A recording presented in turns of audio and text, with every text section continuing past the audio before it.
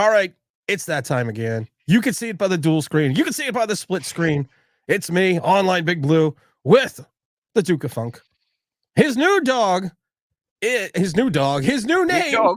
I'm hearing a dog, so you know what? Dom's new name is going to be the English Bulldog. No, I don't like that. I'm more of a poodle, surely. The petulant poodle. That's what we're going with. It's Dom, aka the Duke of Funk, the petulant poodle, here to talk about the New York Football Giants 2024 season kickoff with the Minnesota Vikings, and we're also going to dive into a little bit more of the NFL. Dom, we're gonna do some things. We're gonna have some fun here. We're not gonna go the full hour. That's what she said. Wrong button as always. We're not going to go the full hour like we did last time, Dom, because some people thought it was too long, even though we got a lot of good comments on the podcast. As always, you don't have sounds. I was going to say sounds good. We were checking for a long time. We hadn't chatted for ages, so yeah, you don't have to salute me. Well, you know, isn't that what it was? Yes, sir.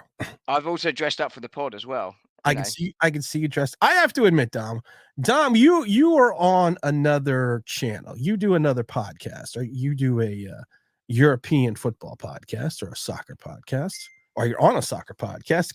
Do you remember the name of it this time? Yes, yeah. It's a True Gooner, and I sometimes appear on Gooner Gathering as well. But True Gooner, I seem to be a weekly guest where I spend my entire time winding people up because it's good fun.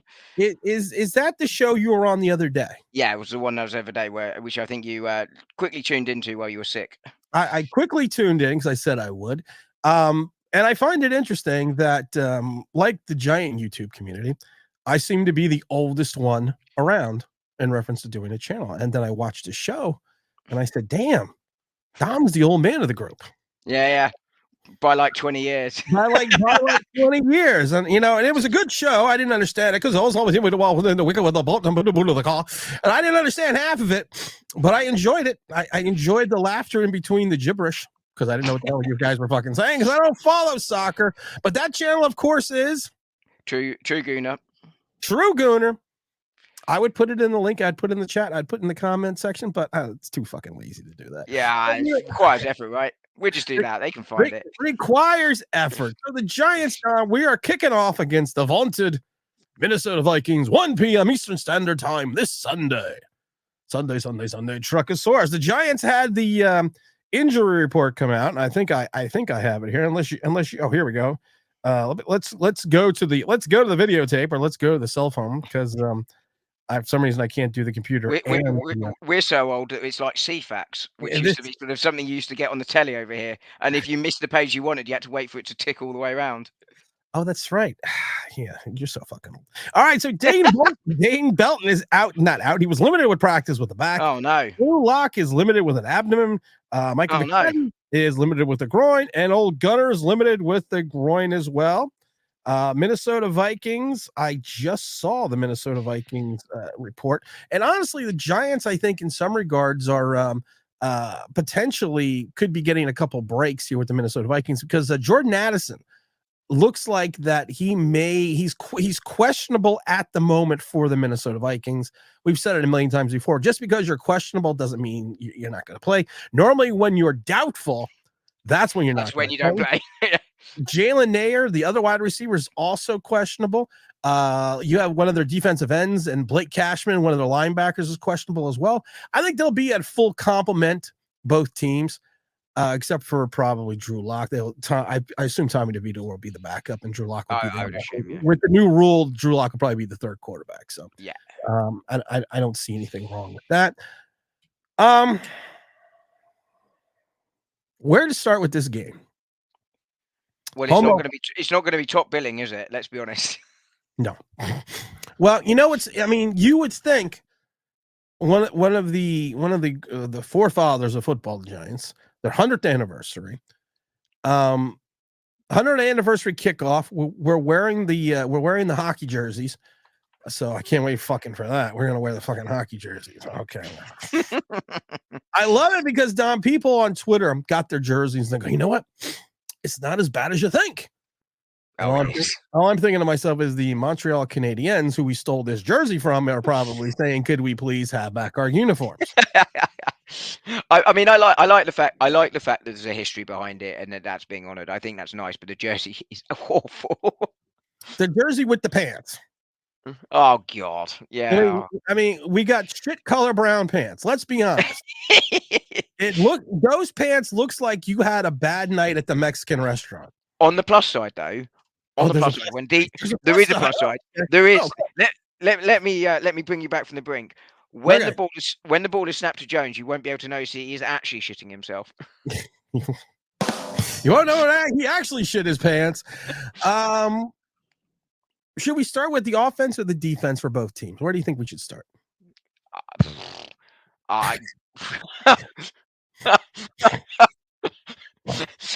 It's not the Ravens Chiefs, is it? No, it's not the Thursday night game. It's not the Ravens Chiefs. Hell, it's not even. It's I don't even know. I don't even know. Should we start with our defense and their defense? Because at least our defense, is a little bit better than ours. Okay. We'll start with Minnesota. Brian Flores, of course, is the defensive coordinator for the Vikings going into his second season. Be interesting to see what reception he gets in the building. I would be interested since he sued the Giants. I don't even know if that lawsuit is still pending after his failure to attempt to have a coup to be the head coach of the Giants. I personally wanted Flores to be the coach. I'm not going to lie. I thought we needed kind of a no nonsense, hard ass defensive style minded coach that maybe the players don't like him, but you know what? You're not there to be loved. You're there to fucking win games. So, I mean, that's not necessarily true, though, is it? I mean, Joe Judge, he wasn't liked, and he didn't win games. Well, that's because, yeah, I can't argue with you on that one. I mean, the Bill Belichick type player. I mean, not in terms of necessarily his style and gruffness, but just that don't care who you are. This is the way we're coaching a team, sort of stuff. Right. This is the way we're going to play. But also a man with a plan. He does have a plan, and he is a savvy defensive coordinator, and that's going to be quite interesting considering Brian Dable is going to be calling the plays. If you look at the defense, they run, they say they run a base 3-4. I like their linebacking core. I think they're light on the defensive line. Especially, I mean, Harrison Phillips at the nose tackle. Not that I'm not I think he's a good player, but I'm not a big fan of him. I do like their linebacking core. Ivan Pace Jr., who is an undrafted free agent last year. I think he had 106 tackles last year. He was a guy that I actually wanted the Giants to go after, and I did a whole video about it as an undrafted free agent because he reminded me a little bit going back to the day of the early Miami days with Buffalo days with Kiko Alonso. I thought he was that type of player. Blake Cashman's a good player. Their secondary, I also think, is limited a little bit, but they went out and spent some money on Stephon Gilmore. I think old man time and old man Rivers going to catch up to him a little bit. You got Shaq Griffin on the other side. And what's his name? Smith, and I can't think of the other safety. Not terrible, not a terrible defense, but I think they're a little light with like the Giants in reference to depth behind this positions. And like I said, I do think the Giants can attack the interior. If you had a Saquon Barkley type style running back, I think you could attack the interior of this line and get into the second level and get into that linebacking core. What's his name? Van Ginkel is also, I believe, still on the team. One of the linebackers. I think he's still there. I got to think about it. He's still there. But it is a defense that's going to be well coached. It is a defense that is going to have a full, like we say with the Giants, we're probably going to be a bend not break defense. The defense with the Vikings, I think, is going to be kind of like last year. It's not going to be a full attacking style defense, but they're going to be well coached. They're going to be well disciplined. They're going to be well taught. While they may not have the wherewithal to win more anywhere between 4 to 6 games, I think this is a good defensive test for the Giants right off the bat. It's not a top 15 defense, but it's also not a bottom 30 defense. I think that's a really good summary of their defense, and I think it's going to be one where, as you rightly say, I mean, I was thinking as you were sort of talking there, you want to run this ball against them. That's going to be, where you should have that push up front. And I think that's how the Giants are going to have to play this year. But I think that is, as you say, a defense that's in its second year under Flores. It should know what it's doing, and I think it will stand up. As you say, the secondary it's boosted by Gilmore's experience, but I think he's a player you can get after, and I wouldn't be shocked if he doesn't. He probably he might start, but I wouldn't be shocked if he didn't start the game. Um, you know, but I don't think they will be too worried about us throwing the ball. I think they will think they'll be able to cope fine.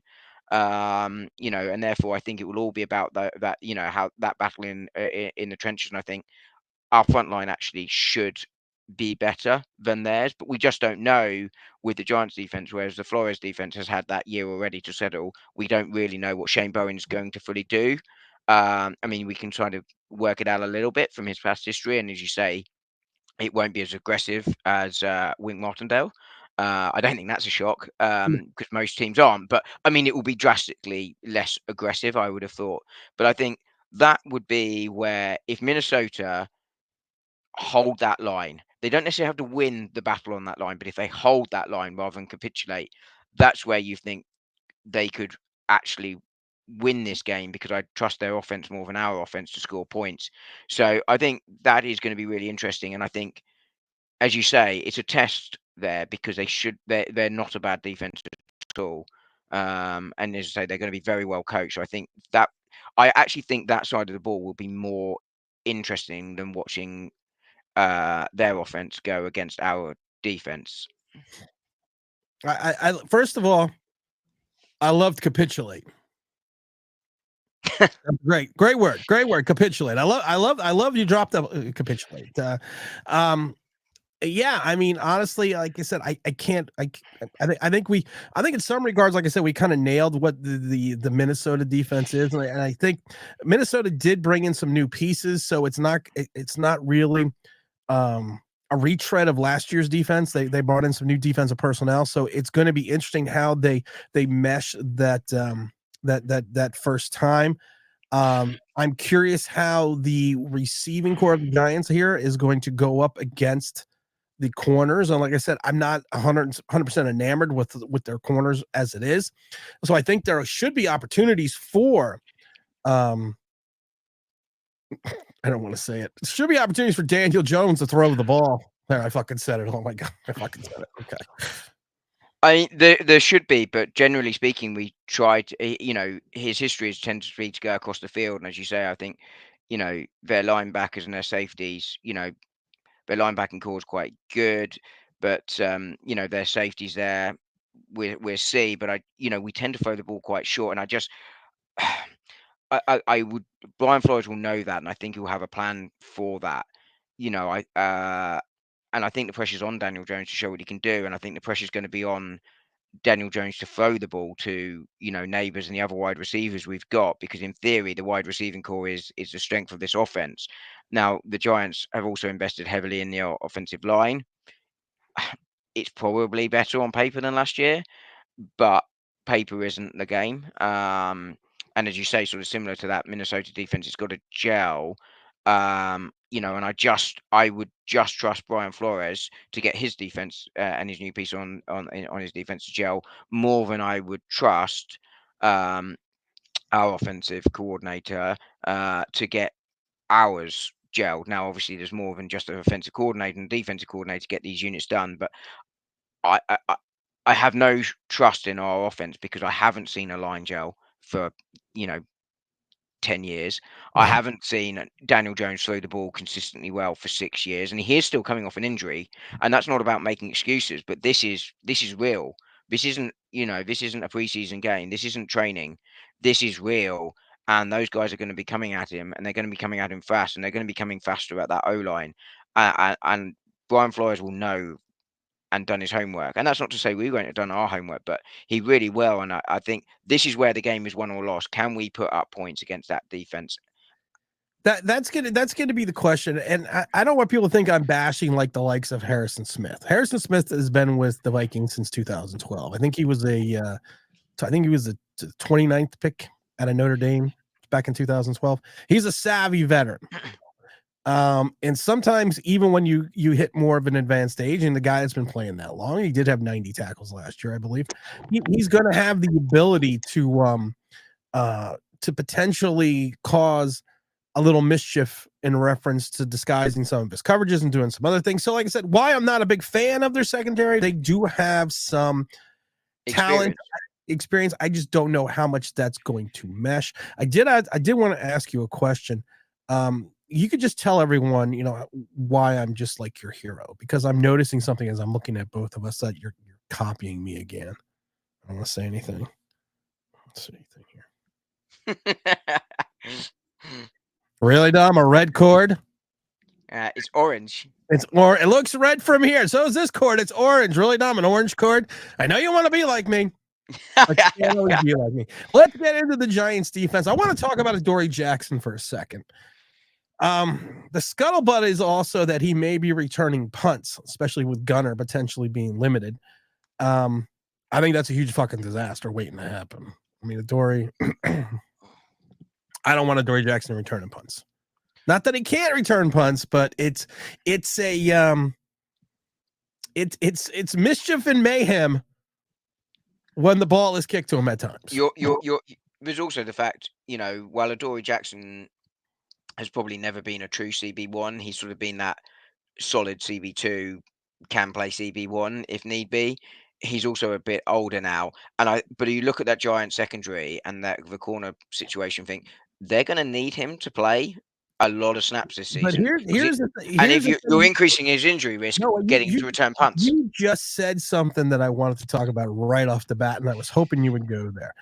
Adoree Jackson with Nick McLeod and Cordell Flott is probably going to slide into that CB2 position. Yeah. And not everyone, there's a large segment of the Giant fan base that is so enamored with him at times at 28 years old and this and blah, blah, blah, blah, blah. And I keep going back and thinking to myself, Adoree Jackson really did not have a fantastic year last year. Now, just as a CB1, but technically last year in the beginning of the season, he was the CB1, and kind of dropped to the CB2 position with Banks. As the season progressed and Banks got better. How many receptions and yards do you think he gave up Adoree Jackson last year? I can't remember the numbers off the top of my head, but he gave up a lot. It really statistically and the eye test wasn't pretty last year. 54 receptions for 753 yards. Yeah, and that's not a figure. And there's a reason he was knocked out on the free agency market for so long. And you were talking about it in your video earlier today or yesterday, probably by the time people are listening to this, about the fact that, all 32 teams, including the Giants, have passed on him multiple times until now. And there's a reason for that. And that reason is highlighted by his season last year. Now, one season isn't necessarily a disaster. Like, players can have an off season, but he's getting that little bit older and as well. And he hasn't really had a really great season since his second year in Tennessee. No. And we're now 4 going on 5 years removed from it? Yeah, this is year 5 since then, yeah. Yeah. And someone asked me in the comment section today in the video you were referencing, it was yesterday's video because yesterday would be today or tomorrow would be next day. They asked me, they said, how do you know Adoree Jackson didn't get any offers?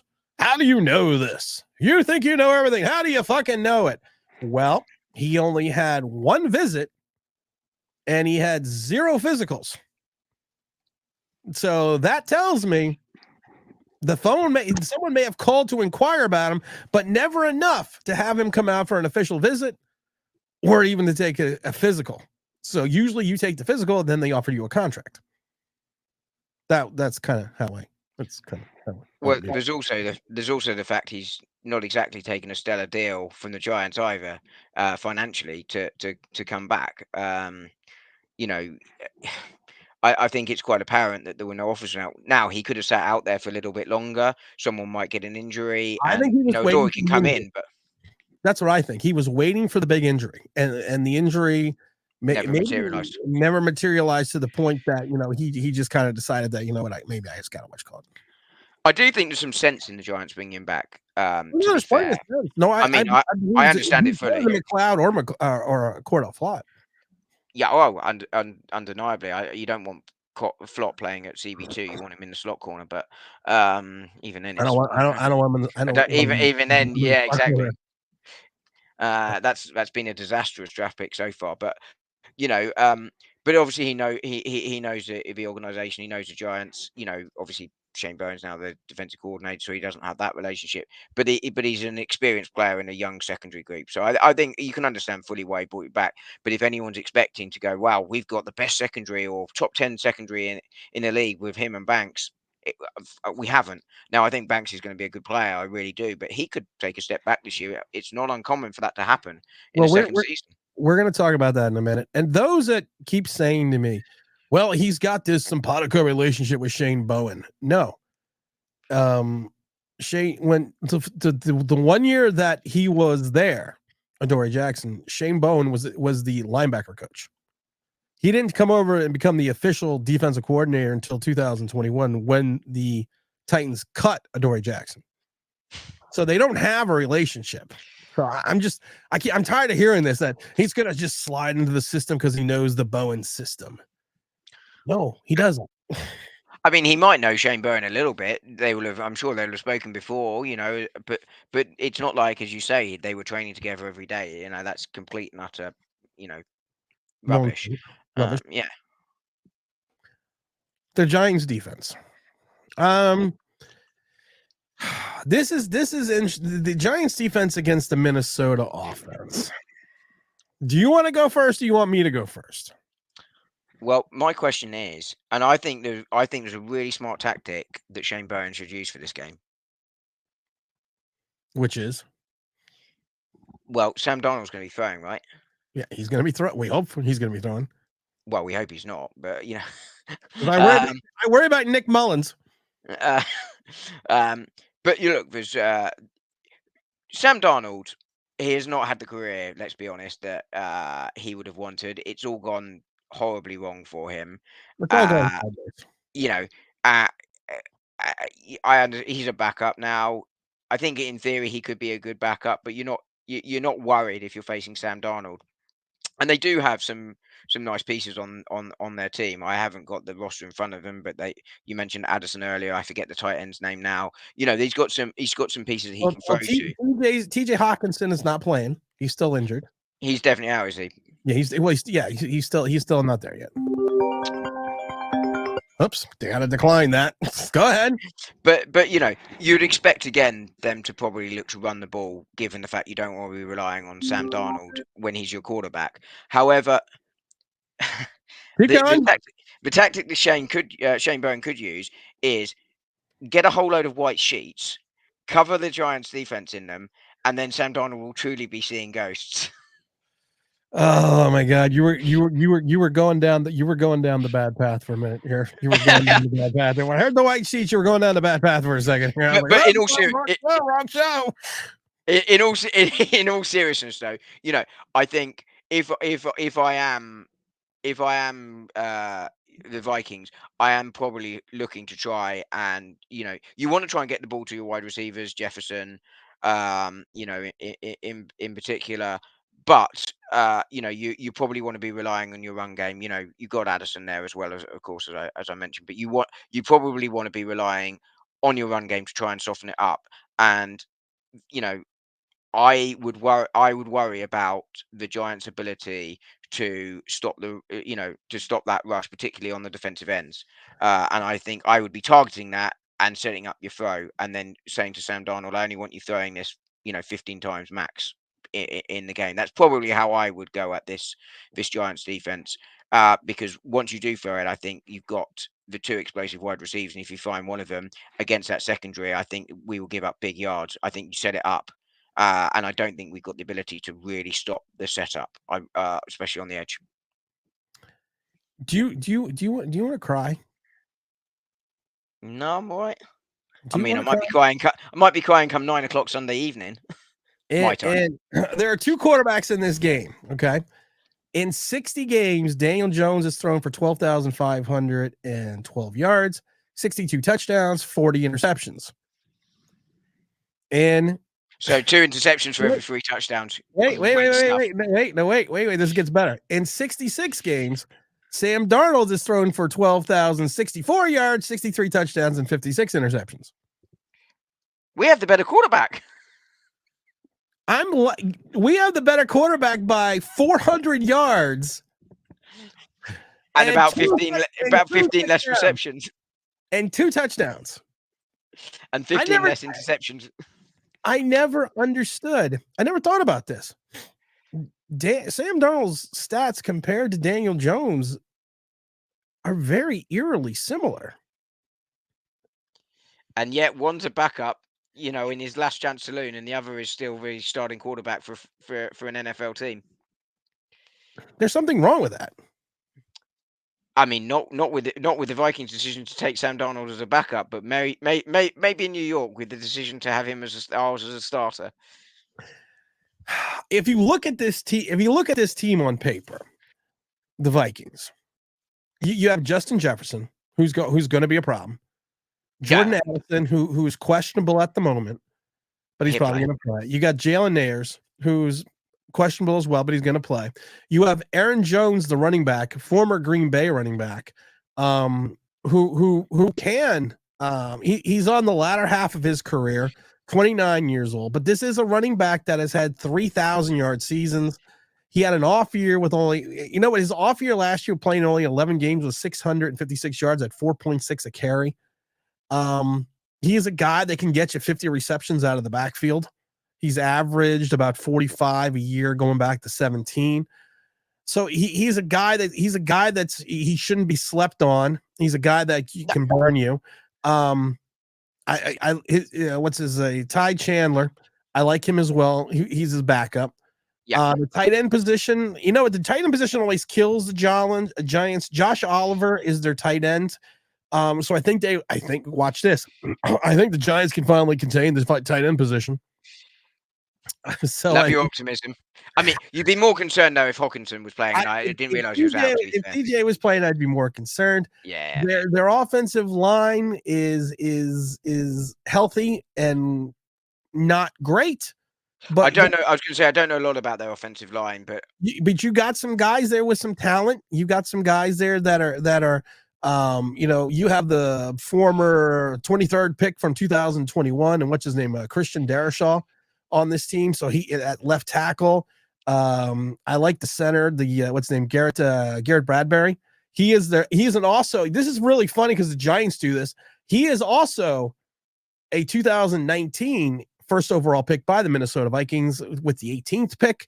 You have I think what's his name, Ed Ingram.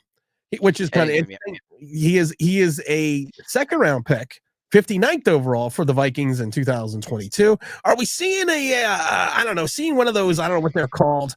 What are those things called where things just seem to gel? You also have Brian O'Neill, who's a 2018 second overall pick. Second round pick, 62nd overall for the Minnesota Vikings. I don't know. I'm seeing a pattern here. Go on. No, do you see a pattern maybe here? And I think their left guard, I believe he was also a pick. So he was a sixth rounder. Built through the draft. Who knew? Minnesota built their entire offensive line through the draft. I didn't know that until I was going through the roster, looking at it a little bit more. Yeah, I mean, we've invested a lot of money in ours, and I'm still not convinced by it, apart from the tackle. Well, they have 2 first rounders, a second rounder, and a 6th rounder starting for this team that they drafted, that they brought in, going back to 19. So I think they refer to that. I don't know what word that is over in the UK, but I think they refer to that as continuity. Well, and it's building with a plan, right? And the plan, given the length of time they've been together, that's gonna, as you say, continuity will help there. And that, Aaron Jones is their running back. He's not the same probably as he was in Green Bay, but as you say, he's still very, very capable. And when you look at, he's going to target the edge. He's going to target those defensive ends. He really is. Yeah. I'm not convinced. And I'm not convinced you can stop him. And as I said earlier, you do that, you set it up, you run the ball 5, 6, 7 times in a row, and then bang, and Sam Darnold is still capable of making those throws, particularly if you're not asking him to do it a lot. And with those wide receivers, he needs to put it anywhere near they can catch it, and they're going to do something. If you're not asking him to carry the team. And here's the point you bring up, and this is kind of where I was going with this. You look at the Giants' outside linebackers. Technically, your outside linebackers we have them. You are going to be Azeez Ojulari and Kayvon Thibodeau. They actually have Burns listed as a left defensive end. And you have McFadden in the middle along with Bobby Okereke. You're right. If I'm the Minnesota Vikings, I attack the edge. I have no fear running at Kayvon Thibodeau or Brian Burns. No, that's not what they're there for. They're there to get after your quarterback. Right. You know. And as I say, I would run this ball. I know you've got really good wide receivers, but actually, you can almost more is less. Less is more in this case. And as I say, you get after them. And if they're getting into the second, if they're catching the ball and going at our secondary, God help us. I mean, Banks, I think is good, but outside of that, it's not there, is it? Let's be honest. Well, we have Adoree Jackson and Cordell Flott. And Jackson's been training for how long? For like 4 days. And what could possibly go wrong? Nothing could possibly go wrong. He's been training for like a 4 full day. I mean, now if I'm Minnesota, I'm not going anywhere near the middle of the field. I'm not going anywhere near Dexter Lawrence or Bobby Okereke. I don't mind McFadden either, to be fair, but it's not that I don't mind McFadden, but people forget McFadden last year did get benched. I'm not going to be like, wow, this is a Super Bowl, this is a Pro Bowl level player, but I don't mind McFadden. I think we've talked about it from last year. Who had the most missed tackles at his position last year in the entire league? I don't know. I'm going to go with McFadden. I'm going to give you hints, McFadden. I figured it might be. I figured it was a leading question. It was always a leading question, man. This is like the news. It's a leading question. But like we're not going to talk about Shane Belton, though, are we? Because that might make me cry. No, we're not going to talk about Dane Belton. Dane Belton, I meant, not Shane Belton. He's hurt, so we're going to have Tyler Nubin. How bad is your secondary when you're sitting there not cheering the fact that Dane Belton's hurt, but you're like, oh, Dane Belton's hurt. Don't worry, we got Tyler Nubin. Look, we don't. Tyler Newman might be fine. Like, as I say, I said it last week. He was one of the top picks in his position in the draft, but when he's a top pick in his position in the draft, it tells you how deep that position is. Yeah. And not that we don't think he's going to be a good player, or not that he's going to be a contributor. But to Dom's point, when that is your leadings in certain drafts, he would have probably been the third or fourth safety off the board. Yeah. But it's the talent level in this draft that made him the best safety, and the best safety got taken in what round? It was your second round, wasn't he? Yeah. Yeah. So I'm just saying it's not like it's not like we got the kid out of Notre Dame from a couple years back. Yeah, I mean it's not unusual for no safeties, to be taken early, but normally you'd expect one to go latter half of the first round. We did a whole video about it once, that there's only like 10 safeties in the last 20 something years that have been taken in the top 10. Because safety is one of those positions of value that you don't take that high. Same with tight end, same with other things like that. Yeah. But I think if I'm Minnesota, I attack the edge, I run right at Thibodeau and Burns. And then I set it up, to your point. I set it up to take my shot with Jordan Addison and Justin Jefferson. Yeah, I set it up. It's one of those things. It's kind of like the goal of the Seattle game years back with Colt McCoy. You lull them into the fact that all you're going to do is run. Then you come out the third quarter, you take your shot. Yeah, he basically threw it once in that second in that game. Essentially, I know he didn't literally, but he didn't tell me to veto it. He threw it more than once, but he did. No, but you know, yeah. As in, there was one big shot that he took. I mean, he threw the ball a couple of other times, you say, but that was the big shot they set up all game. Now, to your point, you look at the secondary outside of Banks.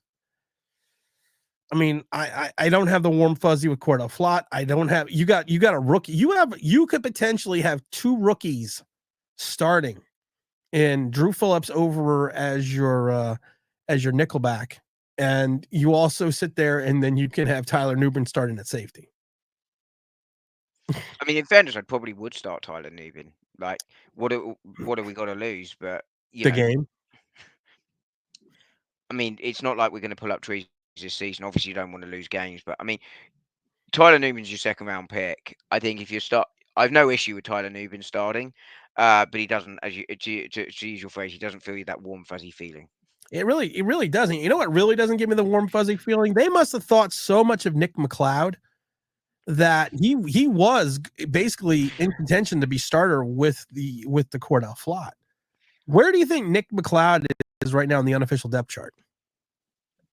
I mean, I haven't seen it, but please, That's right, I'd rather have McLeod than Flott. Honestly, I genuinely.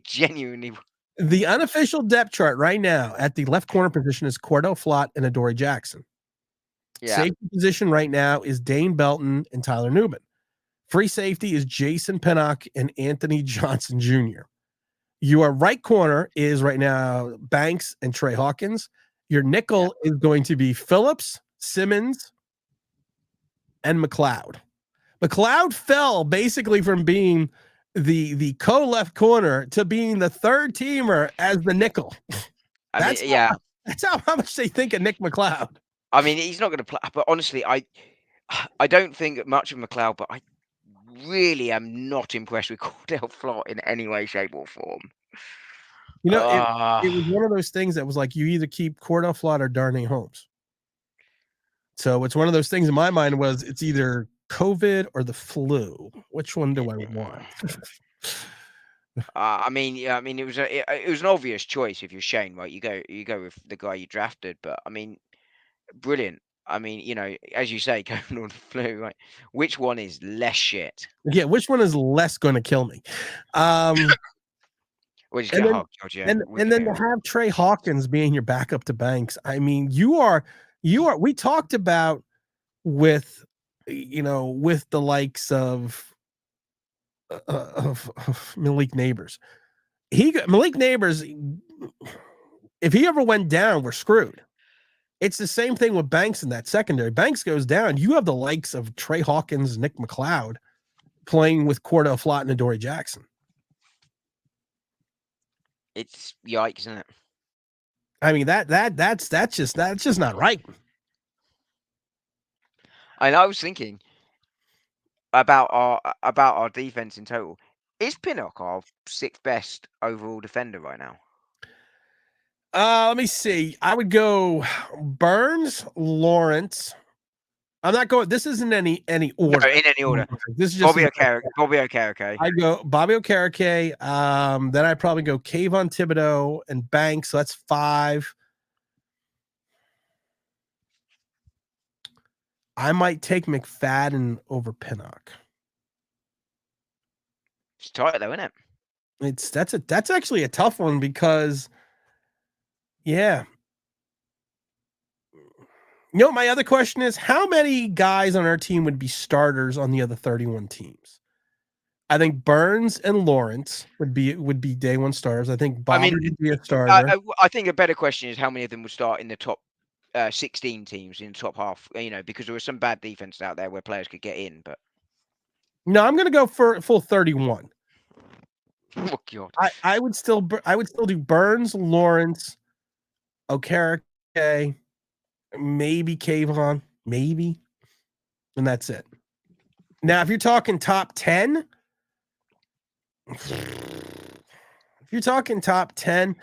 Bobby Okereke fits a system. Bobby Okereke fits a scheme, so I wouldn't have him in. I don't think top 10 in the league, team wise. But I think Burns, Lawrence, I think it would just be Burns and Lawrence. Yeah, I think Banks could be, but I'd want to see him for more than a season before sort of saying he's a top 10. There are plenty of corners out there on these exactly teams that are undoubtedly extended periods of time. That's what I'm saying. Not now, but potentially, I think he could reach a level where he is that. I mean, right now. But yeah, exactly. No, I was agreeing with you right now. I'm saying Banks, I think, could be, but yeah, I think in terms of top 10, that's definitely it. I think you could probably see one or two other of those players on our defense get into very bad teams as starters, but that's telling you something that you could get one or two, maybe 3 of those players into very bad teams as starters. But you're talking about, bottom 5 in the league. You know what's interesting? Our entire secondary, literally our entire secondary, would outside of Banks. But like I said, Banks on a top 10 team may not even be a starter because of the fact that if you're a top 10 team, you probably have a top 5 defense or top 10 defense. I don't think any of our players would even sniff second team. Most would be third team. They'd be playing in that dead rubber preseason game. Yeah. Season game 3, playing for a contract. I mean, literally, that you're exactly right. Jackson would probably, would probably make it in, but as a depth piece, and that's experience coming in there rather than because you're excited by him. I think Adoree Jackson would be a great depth piece. I think you and I said it before. I would have put him at safety. Oh yeah, I think he could do a job there. I mean, if I was a good team, I'd pull like a end of the career Deion Sanders or Charles Woodson or something like that, and drop them into the safety position, extend their career, and use their skill assets. Yeah, I mean, you could do that. I mean, I like him as a cornerback too, but he's not your starting corner too if you're in a proper side. But you could do that. I think he's got the skill set to do that, as you say. Now, what about our offense? We talked about the Minnesota defense. What do you think our offense does against this Minnesota defense? We talked about the fact that I would probably attack the interior of this line. I would probably limit the shots taken. I would go, if I'm the Giants, I'm going to go more ball control. This is a weaker defensive line that we're going to face probably for a while, because I do think some teams that we have come up are going to have some pretty good defensive lines. But you don't really have that bell cow back as Giants that is going to basically, you're going to give the ball 35 times to him. You don't have that guy. You don't have that guy that's going to help you grind out the clock. You're not going to have that guy that's going to push the pile. I mean, you hope you're going to have something in Eric Gray. You hope that Tracy's going to do something, it's not that I'm not a fan of Devin Singletary, but we've talked about it before. Devin Singletary had the opportunity last year on a playoff team that lost some of its starting wide receivers to be more of a focal point of the offense.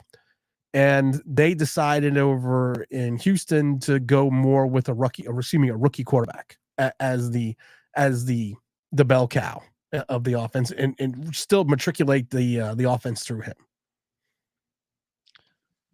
I mean, as I said earlier, I think the game is won and lost on the other side of the ball. I think that's probably the key battle. But I think if the Giants are going to win this, they're going to have to put up. I think probably 24 points wins you this game. From either side. Wow. That's I was going to say maybe 19 wins you this game. Yeah, I mean 19 gives you a chance. 24, I'd be shocked if both sides put up for 24 points. I wouldn't be stunned if both got to 20, because I don't think either side are good, and therefore you could put up points just because the other side is slightly worse, right? But do I trust this offense to get to 24 points? No. I think what's going to be interesting is how they use Daniel Jones this year. Are they going to say, Daniel Jones, you've got to go and prove yourself? It's year fucking 6. I mean, if you haven't done it by now, when are you? I mean, I don't think he can do it. But are they going to say, you've got to go and prove yourself? Which is essentially what they said to him last year, right? You've got your contract. In the year before that. Yeah, well, quite. But I mean, and you know, and the year before, and are we seeing a pattern here? I mean, this is year 6 of the pattern, right? But last year they were like, he's gonna go and he's got to go and show everyone why he was worth his contract. He went down injured. He didn't get the chance to show it, but he didn't exactly show it before he went down injured. Let's be honest about it. But are they going to say, right, we need you to throw the ball, and win us the game with your arms and your legs, or are they going to say, no, we don't want you doing so much, and we're going to run the ball? I think that is an interesting question that will become apparent in the next few weeks. You don't necessarily get to see it so much in preseason because you don't want to run your full offense, and they were out there for limited time and all of that. I mean, if it was me, I get Daniel Jones to hand the ball off, 4 out of every 5 snaps. and the Giants will run a running back by committee because, rightly or wrongly, they've decided that they don't see this as a position where it requires major investment. And that's fine. I think we've seen teams do it before where they haven't paid big money for running backs and they've made it work. Um, but they've also managed to draft players or get players in that can make it work. And I look at our 3 running backs and none of them excite me. But I think if I'm the Giants, I also try and run that ball through the middle, right? That's where you want to go. That's where you want to attack them, yeah. But in theory, we should be able to throw the ball to our strength, which should be our wide receiving core. But I just don't trust our quarterback to do that, and that's why I run the ball. Do you trust the offensive line? This is a revamped, redesigned offensive line. I look. Next question. I look at it and I try to see what everyone sees. Thomas, good. Yeah. JMS has a lot to prove. Greg Van Roten came in late off the street. You got Jeremiah Elmore Fudd, who he got the contract coming over from the Raiders. You got 2 Raiders offensive linemen because they're going to try to go with continuity, and you got John Runyon, who I'm not a fan of. They had a lot of problems with the Texans' defensive line, and they didn't even play 2 of their best starters on that line, and they had some problems early on. I'm it's not that I'm against JMS, but I keep saying it over and over again. Undersized center. People say, well, Jason Kelce was an undersized center. Yeah, okay. There are a lot of undersized centers in the league. That not a lot, but there was some that have been extremely good. And there's also been a lot of undersized centers in the league that didn't make it in the league. And I'm not saying that's what's going to happen with JMS. I'm just saying I thought he would have used it. I always heard he's a wrestler. Well, I was thinking he was going to use his leverage, his ability and knowledge of leverage more than anything else. Didn't see it. Coming off another injury. What are you at a scale of 1 to 10? What is your confidence in this offensive line? We just don't know, do we? So therefore, the confidence has got to be low. It's got to be about a 3. Now that doesn't mean I think it's going to play 3 out of 10 all season. I just don't know. So at this point, it has to be low. So Thomas is excellent. There's no question about that. But the rest of the line, that's a major churn from last year. You have 3 new starters. Yeah, Evan Neal could come back from injury and make that 2 new starters, but that's not a given, and he's not exactly been a success so far. I'm not prepared to give up on him at this point in time. But even if he were to start on Sunday, and I don't think he will, because I'm not sure. Has he been put officially out for Sunday? Neal? Who's that? Evan Neal. Evan Neal's not playing. Yeah, I was going to say. I thought he was. But even say he did, that's 2 new starters on the line in a line that's not been good, where you'd have 2 players that have got a lot to prove, but you've got 3 new starters, 1 that needs to improve on last season, and that's not to say he can't, as you rightly say, but he's got to start using those wrestling skills to help him overcome the underside. So no, there's no confidence there, and the confidence comes from 2 things, or lack of confidence comes from 2 things, right? 1, the continuity, and the continuity is really, really important. We spoke about it with the Vikings and how they built continuity there, because it's a unit that needs to sort of move as one and understand what each other are doing. And then the other reason it doesn't give me confidence is, at what point in the last 10 years have we seen the Giants build and improve an offensive line that works? And therefore, history tells me that I shouldn't have confidence in this line. And what people are seeing right now, I think, is hope, because there are new players on the line, and therefore it will be better. Now, it could well be better, but let's be honest, it couldn't get a lot worse. Don't say that. Don't you say that at all. At the end of the day, Dom, we've kind of addressed the offensive line, the defensive line, and I'm not going to get into special teams. What's your prediction for Sunday's game? Sunday's Giants, Minnesota Vikings at MetLife. If this was in Minnesota, I'm picking them to win it by 7. Who you're picking to win it by 7? If it was in Minnesota, I'm picking Minnesota to win it by 7. It's not. It's in New York, and I think that home field advantage could give the Giants the edge. However, I just have a feeling that Minnesota win this 24-21. It's funny. the Giants over the last 4 or 5 years, anytime they have like a big ceremony, a jersey retirement, some kind of They don't mean what they used to, do they? Really? No, they don't. They usually lose. They usually lose the game. I don't think we've Eli Manning being introduced to the correct, Yeah, they usually lose. But I'm going to go against conventional wisdom.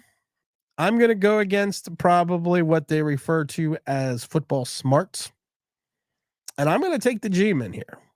I'm going to take it 21-17. I think that we're going to see 3 early touchdowns by the Giants in the first quarter or 2.5 quarters. And then I think they're going to go on to the Shane Bowen, bend not break defense. I think they're going to keep the receivers in front of them, hopefully. And we're going to kind of win it that way. We're going to control the clock. We're going to do what needs to be done. Now, if you ask me to take off my fan hat and put on the hat of an NFL analyst, I could see this game easily going to Minnesota 44-17. Because I think they've got the explosiveness to do that. I don't think they will. If Addison and Jefferson are both at full strength and Sam Darnold can get them, they get behind the secondary and Sam Darnold can find them, I think it's going to get ugly, and I think it's going to get ugly quick. And I also worry about the fact that you have guys playing free safety and playing out there in the left field that I think a skilled wide receiver will get behind a Tyler Nubin, a Jason Pinnock, and Isaiah Simmons. I think they can easily get behind these guys, which if you have a quarterback, you saw what JJ McCarthy did before he went down. They got behind the defense and he hit him. He hit him in stride. He hit him for touchdowns. But like I said, I'm going to go against conventional wisdom. We're going to say the Giants are going to win this game. They're going to start the season 1-0. Giant YouTube is going to go fucking bananas. That this is going to be the 17-0 season. This is going to be back to the Super Bowl days, and then we're going to lose against Washington and drop like 7 in a row. And they're all going to hate Daniel Jones and everything else because it makes me fucking sick. That's exactly what's going to happen, right? I mean, in some ways, it might actually help the Giant fan base more if we lost on day one. But this is going to be a tight. It really would. It would lower the expectations to where they should be. And as you say, you win. It's going to be like we can go. It's like no, we can't. And I don't think a Giants win is out of the question. I think I said I wouldn't draft McCarthy for New York because I didn't think he would fit, but I think he works well in Minnesota. I think had he stayed fit, I genuinely couldn't see us winning this game. I think he makes the Vikings better by about 4 places. No, I agree. I agree 100%. I don't want to really go around the NFL. I want to talk about games that we want to watch or games that we want to see. Do you want to go first? Because I already got my game. What, for this weekend? That I'm hyped up to see. For this weekend? Outside of the Giants. Just for this weekend, yeah? For this week. We're only doing a weekly show, Dom. We're not doing 17 weeks in an hour. And we're almost at an hour. Yeah, I know. I think I mentioned earlier, I think Chiefs Ravens, I think that they are 2 teams in the AFC that you would expect to go far. They will have expectations to go to the Super Bowl. It'll be very interesting to see how they match up early. 2 quarterbacks that are exciting to watch. Two really good offenses going at it. I think that will be a really interesting game. So that would be the one I would be watching, which I think is also opening game. That is the opening game. I like it. I like it a lot. It's a game that it's a great way to kick off the season. It really is. It's a fun matchup. What I'm going with, and I think it's a game that it's got 2 of my favorite players. It's a game with some intrigue. It's a game with 2 potential playoff teams right off the bat, 2 potential division winners for this season, and it's in Brazil. I gotta go Packers Eagles. I was looking at that and going, is that where you're going to pick? Yeah, when you were talking. Packers Eagles. I gotta go there because first of all, it's first NFL game in Brazil. They've beefed up security because of everything that's going on overseas. But that fan base, by the way, Brazilian fans. I mean, when talking soccer here, are properly mental. That atmosphere could be unreal. That's what I'm thinking. It's going to be unreal. You have 2 quality teams in the Eagles and the Packers. You want to see with Jordan Love, if he comes back to earth, how the rebuilt secondary and rebuilt defense of the Philadelphia Eagles will handle it. How Saquon Barkley will come out. I don't think it's a great. You know, it's funny. If everyone's worried about Saquon Barkley getting injured. If you are looking for a game, knock on wood, that he could potentially get injured in, it's playing on a foreign field in a foreign country. I mean, that's you know. But the plus side is it's grass, so that might help. It's grass. Well, I can't remember in Chicago. What was he tore his ACL? What kind of turf was that? Oh, Kentucky bluegrass.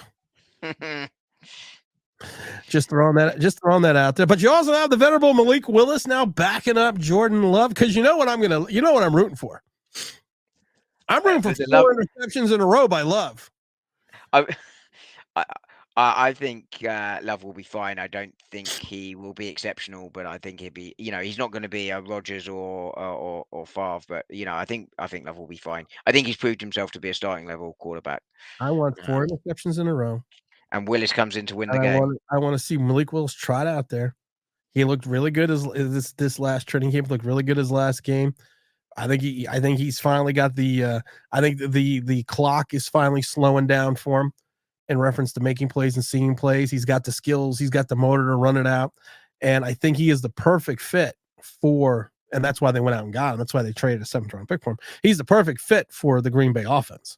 He's finally got an offensive line. He's finally got some wide receivers. I mean, I think it's a great situation for the kid. And to your point, Jordan Love is I think Jordan Love is a quality starter. I'm just joking around with people. And there's also edge. Yeah, I know you get a lot of stick for it, but there's also sometimes the fact that you can move teams and it can change the way you play. With I always use Evan Ingram as an example, how his career's taken off in Jacksonville. The only other game I've sort of noticed looking down the list that could be quite intriguing would be Rams versus the Lions. I think that could be quite an interesting game as well. Lions, Tigers, and Bears. It's like a menagerie, isn't it? You know? It's not a menage a trois, it's a lingerie. It's a lingerie. Oh my God. Have you not got your thong on? I always do. My Brazilian thong. I'm heading down to the beach. Oh. Daddy's going to the beach. A little bit of samba.